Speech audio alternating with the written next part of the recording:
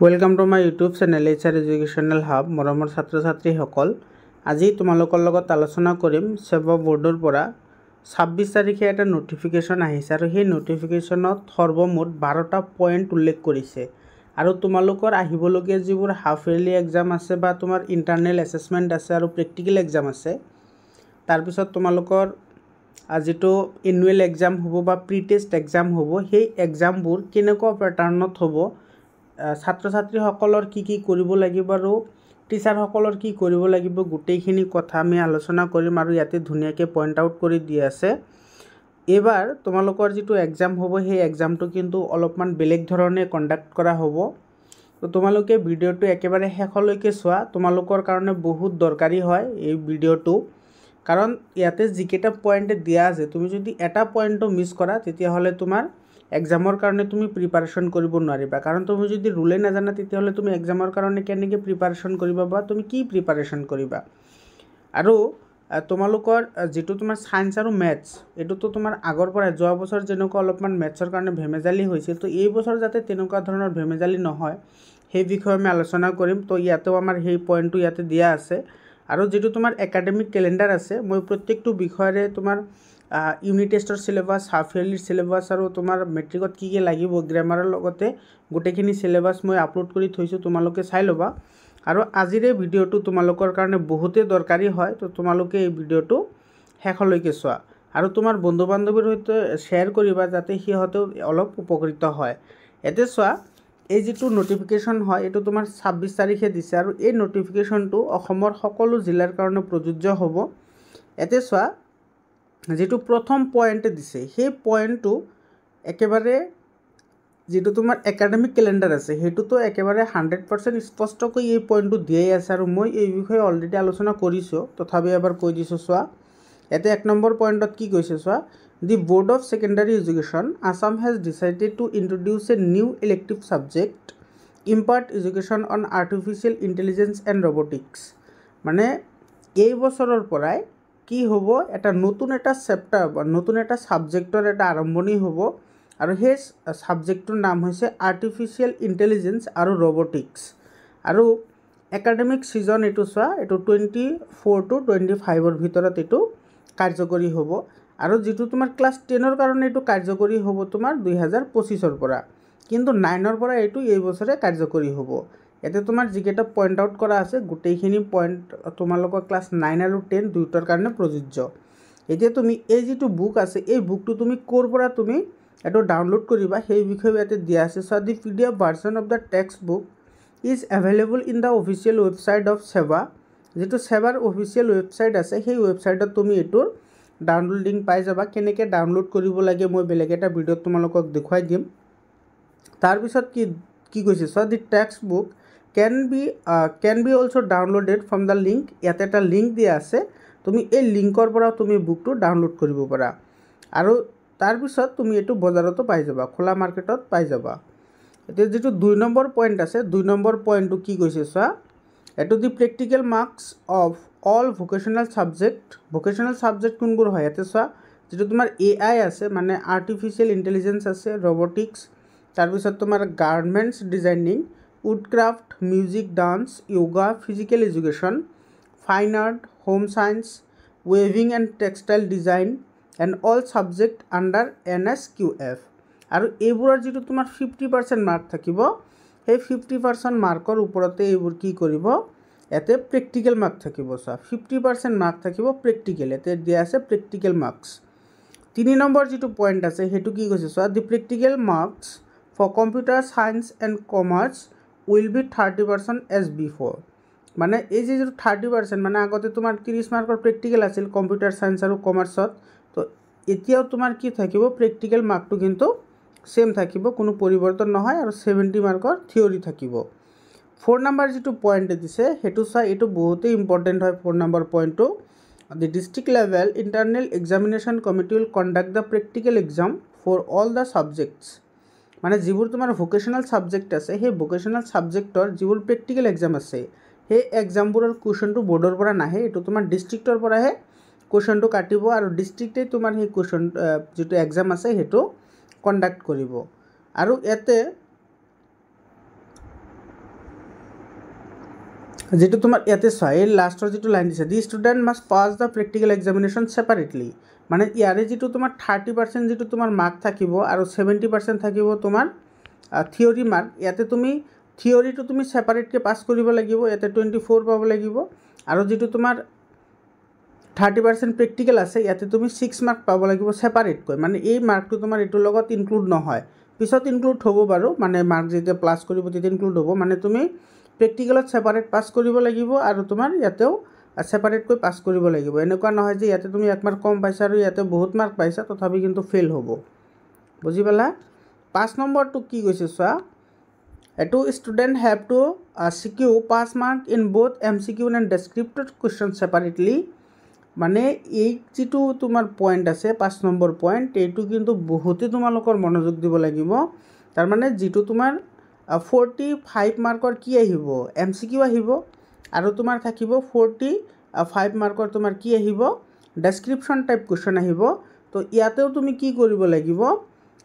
তোমাৰ total 30 mark আহিব মানে ইয়াতে তুমি 15 মাৰ্ক আৰু ইয়াতে তোমাৰ 15 মাৰ্ক মানে ইয়াতে তোমাৰ +5 আছে মানে আছে তোমাৰ 50 আৰু ইয়াতেও আছে 50 মানে দুটাতে তুমি ছেপাৰেটকৈ পাছ কৰিব লাগিব মানে তোমাৰ যেটো ডেছক্ৰিপশ্যন টাইপ কুৱেশ্যন আছে হেতুটো তুমি পাছ কৰিব লাগিব আৰু যেটো তোমাৰ MCQ আছে মানে 45 টা যে MCQ আছে সেই 45 টা MCQ তো তুমি পাছ কৰিব লাগিব ছেপাৰেট মানে তোমাৰ এটো MCQ ৰ মাৰ্কটো তোমাৰ ছেপাৰেট থাকিব আৰু ডেছক্ৰিপশ্যন টাইপ কুৱেশ্যনবোৰো ছেপাৰেট থাকিব বুজি পালা আৰু তোমাৰ ইয়াতে 5 মাৰ্ক কিমান আহিব এটো 13 আহিব 5 মাৰ্ক হ'ব 13 এৰে পিছত এটো তোমাৰ আটাইতকৈ ভেমেজালি ইয়াৰে তোমাৰ চোৱা এই যেটো 6 নম্বৰ যেটো পয়েন্ট দিছে এটোৱে মানে ক্লাস 9 আৰু 10 ৰ ষ্টুডেন্টৰ মাথা নষ্ট কৰিছে কাৰণ ধৰি লোৱা তোমালোকে কিবা এটা এক্সাম দিছা তোমালোকৰ যদি মনোবৃত্তি ঠিক থাকে তেতিয়াহলে কোনো ধৰণৰ নাই কিন্তু এনেকুৱা কিছুমান ষ্টুডেন্ট আছে ধৰা যাৰ লগত তোমাৰ ভাল এজন ষ্টুডেন্ট বহিছে আৰু ইফালে বেয়া এজন ষ্টুডেন্ট বহিছে তেতিয়াহলে অলপমান মানে বেছি নহয় ধৰা 2-1 মাৰ্ক চাই পাস কৰিব পাৰে মই কিন্তু এটো তোমালোকক কি নকৰো তোমালোকে কেতিয়া চাই লিখি পাস কৰাৰ কোনো মানেই নাই তুমি নুচাকৈ লিখি 0 পোৱা হেতু তোমাৰ বেটাৰ অপচন কিন্তু তুমি যদি কাৰোবাৰ পৰা চাই তুমি ডিস্টিংশন পোৱা কোনো ভ্যালু নাই কিন্তু তথাপি ধৰাচোন এনেকুৱা এটা কথা থাকে কিন্তু এই যেটো 6 নম্বৰ যেটো পয়েন্ট দিছে এই 6 নম্বৰ পয়েন্ট এটো যি সকল দুৰ্বল ছাত্ৰ ছাত্ৰী আছে সেই সকলৰ কাৰণে মুৰৰ বিহিত কাৰণ একেবাৰে এটো মানে নেগেটিভ হিহতৰ কাৰণে কিন্তু আমাৰ কাৰণে সকলোৰে কাৰণে পজিটিভ কিন্তু তোমালোকেও তো নেগেটিভলি লব নালাগে কাৰণ তোমালোকে ভালদৰে ষ্টাডি কৰা এতিয়াৰ পৰাই যেহেতু আগতীয়াকৈ নোটিফিকেশন দি দিছে গতিকে কোনো ধৰণৰ যাতে ভেমেজালি ইয়াতে নহয় সেইকাৰণে প্ৰথমৰ পৰা ষ্টাডি কৰা মানে তোমালোকৰ যেটো OMR সিট হ'ব মানে যে যেটো তোমাৰ 45 টা যে MCQ আহিব MCQ ৰ কাৰণে যেটো OMR সিট থাকিব হেতুৰ কাৰণে তোমাৰ 4টা তোমাৰ সেট থাকিব কোৱেশ্চন সেট থাকিব এটো চোৱা A B C D মানে ধৰি লোৱা তুমি এই বেঞ্চত তুমি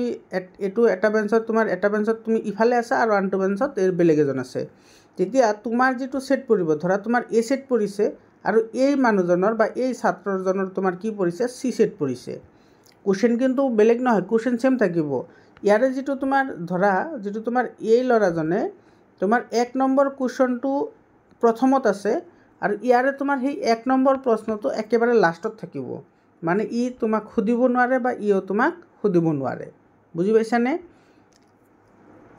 ইয়াৰে পিছত চোৱা 7 নম্বৰ যেটো কোৱেশ্চন আছে 7 নম্বৰ যেটো পয়েন্ট আছে এটো কি কৈছে in English and other language subject মানে যিবোৰ তোমাৰ ল্যাঙ্গুৱেজ সাবজেক্ট আছে যেনেকুৱা তোমাৰ ইংলিশ আছে তাৰ পিছত তোমাৰ এছামিজ আছে বা তোমাৰ কিছুমানৰ এৰাবিক আছে বা বেঙ্গলী আছে বা কিছুমানৰ তোমাৰ হিন্দী আছে তো এই যিবোৰ ল্যাঙ্গুৱেজ আছে সেই ল্যাঙ্গুৱেজ যিবোৰ সাবজেক্ট আছে সেই সাবজেক্টৰ কি হ'ব it is not necessary that all questions will be from the prescribed lessons or chapters only মানে যিবোৰ কোৱেশ্চন আহিব হেবোৰ যে তোমাৰ কিতাপৰ পৰাই আহিব বা তোমালোকৰ চেপ্টাৰৰ ভিতৰৰ পৰাই আহিব হেতু কোনো ধৰাবান্ধা নাই এটো কিন্তু বেলেগৰ পৰাও আহিব পাৰে there may be unseen passages মানে তোমাৰ নেদেখা এটো তো আগতেও আহিছে কিন্তু এবাৰ কিন্তু অলপ ডিফাৰেন্ট টাইপৰ আহিব যেহেতু ইয়াতে ডাইৰেক্টলি মেনশন কৰিছে আনসিন পেজেস আহিব মানে তুমি যিবোৰ দেখা নাই গ্ৰামাৰ আইটেমস মানে তোমাৰ যিবোৰ গ্ৰামাৰ থাকিব মানে ব্যাকৰণ হেতু তুমি কিন্তু তোমাৰ কিতাপৰ পৰা আহিবও পাৰে নাহিবও পাৰে গতিকে তুমি ৰেফাৰেন্স বুকবোৰ পঢ়িব লাগিব আৰু কেনেকুৱা ধৰণৰ কোৱেশ্চন হ'ব সেই কোৱেশ্চনৰ তোমালোকৰ স্যাম্পল পেপাৰ কিন্তু ইয়াতে আপলোড কৰিছে স্যাম্পল পেপাৰৰ বিষয়ে আমি বেলেগ এটা ক্লাছত আলোচনা কৰিম স্যাম্পল পেপাৰবোৰ কি হয় আৰু স্যাম্পল পেপাৰৰ লগত সংযুক্তি ৰাখি তুমি কেনেদৰে ষ্টাডি কৰিবা সেই বিষয়ে আমি আলোচনা কৰিম আৰু HR এডুকেশ্যনেল হাব চেনেলটো সাবস্ক্ৰাইব কৰি ৰাখা তোমাৰ একেবাৰে ক্লাছ 6 ৰ পৰা 10 লৈকে বিভিন্ন সায়েন্স আৰু ম্যাথছৰ কাৰণে তুমি সকলো ধৰণৰ আনসাৰ তুমি পাই যাবা আৰু কেনেকৈ তুমি ষ্টাডি কৰিবা সেই হিচাপে তুমি গাইডেন্সও পাই যাবা তাৰ পিছত কি কৈছে চোৱা question will be based on the learning outcomes of the subjects মানে তুমি যিবোৰ পঢ়িবা সেই পঢ়াৰ ওপৰত ভিত্তি কৰি মানে তুমি কিমান শিকিলা সেইটোৰ ওপৰত ভিত্তি কৰিহে কুৱেশ্যন সেটআপ হ'ব তাৰমানে তোমাৰ আল্টিমেটলি কৈছে যে ডাইৰেক্টলি কিতাপৰ পৰা নাহে তো বেলেগৰ পৰাও কুৱেশ্যন আহিব পাৰে 8 নম্বৰ যেটো পইণ্ট কৈছে সেই পইণ্টটো চোৱা এটা কৈছে in the subjects science and mathematics the questions or problems will be concept based which may not be directly from the textbooks মানে তোমাৰ সায়েন্সৰ আৰু ম্যাথছৰ যিবোৰ তোমাৰ কুৱেশ্যন আহিব সায়েন্স এণ্ড ম্যাথছ সেইবোৰ তোমাৰ ডাইৰেক্টলি কনসেপচুৱেল হ'ব এটো এনেকুৱা নহয় যে তোমাৰ কিতাপৰ পৰা ডাইৰেক্টলি উঠাই দিছে আগতে যেনেকুৱা তোমাৰ এক্সাম্পলবোৰ ডাইৰেক্টলি উঠাই দিছিল এতিয়া কিন্তু তেনেকুৱা নহয় কিন্তু তোমাৰ ফৰ্মুলা সেম থাকিব কিন্তু তোমাৰ যেটো কুৱেশ্যন আহিব সেই কুৱেশ্যনটো কিন্তু তোমাৰ হিয়তে বনাই দিব এনেকুৱা ধৰণৰ কথা even questions from the examples reference may be included in question papers আৰু এটো তোমাৰ কি এক্সাম্পলৰ যিবোৰ কুৱেশ্যন আছে সেই কুৱেশ্যনবোৰ আহিব পাৰে কিন্তু এটো বুকৰ নহবও পাৰে মানে তোমাৰ ধৰা এটা তোমাৰ অংক আছে 2x² - 2x + 1 এটো তুমি ফ্যাক্টৰাইজেশ্যন কৰিব লাগে কোৱাড্ৰেটিক ইকুৱেশ্যনটো আৰু এই যেটো ইকুৱেশ্যন হয় তোমাৰ এটোৰ লগতে সংযুক্তি ৰাখি বেলেগ এটা দি দিব যেনেকুৱা ধৰা 4x² + 5x + 2 এনেকৈ দিব পাৰে মানে নিয়মবোৰ একে থাকিব কিন্তু তোমাৰ ডাইৰেক্টলি মিল নাথাকে এৰে পিছত কি কৈছে চোৱা in some cases the MCQs may to warrant summation or calculations also আৰু যিবোৰ তোমাৰ MCQ আহিব মানে সায়েন্স আৰু ম্যাথছৰ সেই MCQ বোৰত কিন্তু তোমাৰ ক্যালকুলেশন বেছিকৈ হ'ব পাৰে মানে তোমাৰ তাতে অংক থাকিব পাৰে সেইবোৰ তুমি অলপমান ডেসক্ৰিপচন টাইপ ক্যালকুলেশন থাকে যেনেকৈ সৰু সৰু ক্যালকুলেশন নহয় অলপমান দীঘল ক্যালকুলেশন থকা অংকবোৰ আহিব পাৰে বা কোৱেশ্চনবোৰ আহিব পাৰে the questions will be based on the learning outcomes of the content of the subjects মানে তুমি এই সাবজেক্টৰ যেটো কন্টেন্ট আছে মানে যেটো সূচীপত্ৰ আছে সেই সূচীপত্ৰৰ পৰা তুমি কিমানখিনি শিকিলা বা তোমাৰ তাতে ভিতৰুৱা যিখিনি বস্তু আছে তুমি কিমানখিনি শিকিলা তাৰ ওপৰতহে কোৱেশ্চন হ'ব 9 নম্বৰ যেটো পইণ্ট আছে হেতু চা in the subject of social science the pattern of question will also be concept based as per guidelines of NEP 2020 social সায়েন্সৰ যেটো কোৱেশ্চন প্যাটাৰ্ন হ'ব হেতু হ'ব তোমাৰ ডাইৰেক্টলি কনসেপচন বেসড হ'ব the question will be based on the learning outcomes of the content of the subjects মানে তোমাৰ তুমি কিমানখিনি শিকিলা মানে কনসেপ্টৰ ওপৰতে কোৱেশ্চন হ'ব কিতাপৰ পৰা হ'বও পাৰে হেতু কিতাপৰ বাহিৰতো হ'ব পাৰে 10 নম্বৰ যেটো পইণ্ট কৈছে হেতু কি কৈছে চোৱা patterns of question paper of other subjects including the vocational subjects will also be changed as per guidelines of NEP 2020 মানে যিবোৰ তোমাৰ ভোকেশনাল সাবজেক্টছ আছে হেতু হেইবোৰৰ কোৱেশ্চন প্যাটাৰ্ন সায়েন্স আৰু ম্যাথছ বা সোশ্যাল সায়েন্স আৰু ইংলিছৰ নিচিনা কি হ'ব বেলেগ ধৰণে হ'ব হেতু কিতাপৰ পৰা আহিব পাৰে কিতাপৰ পৰা নাহিবও পাৰে 11 নম্বৰ যেটো পইণ্ট হেতু কি কৈছে so for reference of the teachers as well as student the sample papers as per the guidelines of NEP 2020 for the subjects mathematics and science for class 10 are uploaded in board's website মানে যেটো আমাৰ সেবা board আছে সেবা বোৰ্ডৰ যেটো website আছে সেই ওয়েবসাইটত তোমাৰ সায়েন্স আৰু ম্যাথছৰ স্যাম্পল পেপাৰ হিয়তে কি কৰিছে আপলোড কৰি থৈ দিছে আৰু সেই স্যাম্পল পেপাৰত যেনেকুৱা ধৰণৰ কোৱেশ্চন আহিছে ঠিক তেনেকুৱা প্যাটাৰ্নৰ কোৱেশ্চন হ'ব হেবোৰ কোৱেশ্চন নহয় কিন্তু মানে তেনেকুৱা প্যাটাৰ্নৰ কোৱেশ্চন হ'ব তাৰ মানে তুমি সেই কোৱেশ্চন পেপাৰটো চালে গম পাবা যে কেনেকুৱা ধৰণৰ প্ৰশ্ন পৰীক্ষাত আহিব পাৰে আৰু কোনটো প্ৰশ্নত কিমান নম্বৰ থাকিব সেই বিষয়ে তোমাৰ এটা সাম্যক ধাৰণা এটা আহি যাব তো স্যাম্পল পেপাৰৰ ওপৰত বেলেগ এটা ভিডিও মই আলোচনা কৰিম আজি কেৱল আমি নিয়ম কেটা চাই লও কি কি কৈছে তাৰ পিছত কি কৈছে so all the educational institution will go through the sample question paper for the purpose of imparting education মানে শিক্ষাৰ যেটো মানদণ্ড আছে হেতু বঢ়োৱাৰ কাৰণে তুমি কি কৰিব পাৰিবা যেটো স্যাম্পল কোৱেশ্চন পেপাৰ আছে হেতুৰ ওপৰত তুমি ডিপেন্ড কৰিব পাৰিবা The internal examiner will follow the a pattern of sample question paper in the internal examination such as unit test, half yearly and pre-board exams. মানে যেটো তোমাৰ স্যাম্পল পেপাৰত দিয়া আছে সেই স্যাম্পল পেপাৰৰ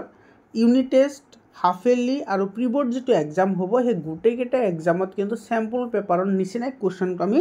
সেটআপ কৰিব লাগিব। হেতু ডিস্ট্ৰিক্ট ইন্টাৰনেল বোৰ্ডে হওক বা তোমাৰ সেবাৰ পৰাই কাটক কুৱেশ্যন কিন্তু তেনেকৈ সেটআপ কৰিব। ইয়াতে যেনেকুৱা নিয়ম দিয়া আছে। The same pattern can be used in the examination of class 9 also. So এই যেটো ক্লাস 10 এর যেটো প্যাটার্ন হয় কোশ্চেন কাটা সিমিলারলি প্যাটার্ন কিন্তু ক্লাস 9 এর কারণে হবো। The question should not be same as shown in the sample question papers, only the pattern should be followed. মানে sample question paperত যিবোৰ কোশ্চেন আছে সেই কোশ্চেনবোৰ নাহে কিন্তু কেৱল তাতে যেটো তোমাৰ প্ৰসেস আছে মানে যেটো সিস্টেম আছে কেনেকুৱা ধৰণৰ কোশ্চেন আহিব পাৰে সেই প্যাটাৰ্নটোহে আমি জাস্ট ফলো কৰিব লাগিব। কোশ্চেনবোৰ চোৱাৰ আমাৰ কোনো দৰকাৰ নাই।